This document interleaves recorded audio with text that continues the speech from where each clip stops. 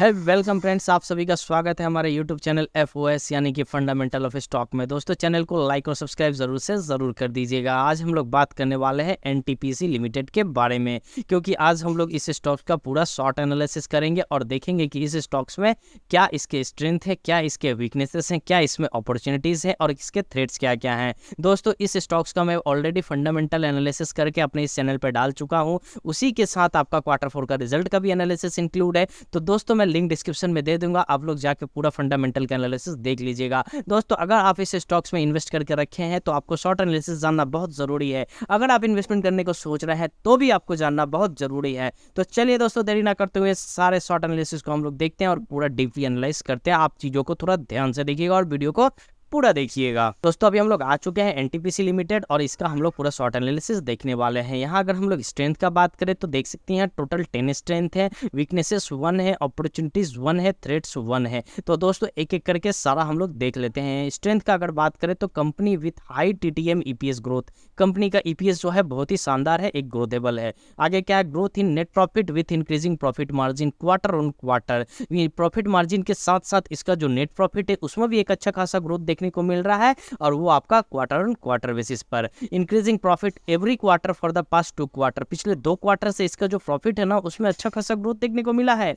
आगे क्या है, annual net profit improving last 2 year. अगर एनुअली बात करें ना तो प्रॉफिट इसका लास्ट 2 ईयर से बढ़ रहा है।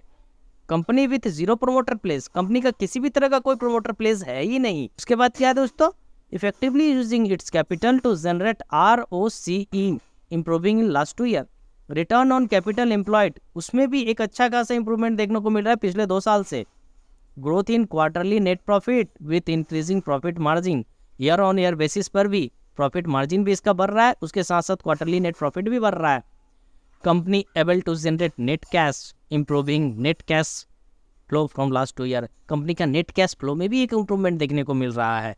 Book value per share improving for last 2 year, पिछले 2 साल में इसका बुक वैल्यू में भी एक अच्छा खासा इंप्रूवमेंट देखने को हम लोगों को मिला है।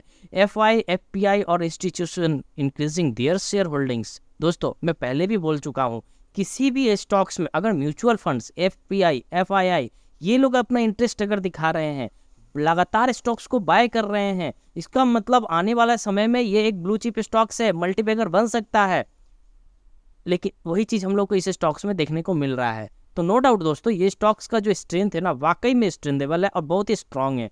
चलिए इसका वीकनेस एक है, अपॉर्चुनिटीज एक है, थ्रेट्स एक है, उन चीज़ों को भी थोड़ा सा देख लेते हैं फटाफट। दोस्तों अगर वीकनेस देखें तो mutual fund decrease their share holding last quarter. पिछले क्वार्टर में कुछ म्यूचुअल फंड से जिन्होंने प्रॉफिट बुक करके यहाँ से निकला है वापस आ जाएंगे, कोई दिक्कत नहीं है। अपॉर्चुनिटीज क्या है उसको देख लेते हैं। तो अगर अपॉर्चुनिटीज देखें तो देख सकते हैं यहाँ पर ब्रोकर्स अपग्रेडेड रिकमेंडेशन और target price in past 3 month.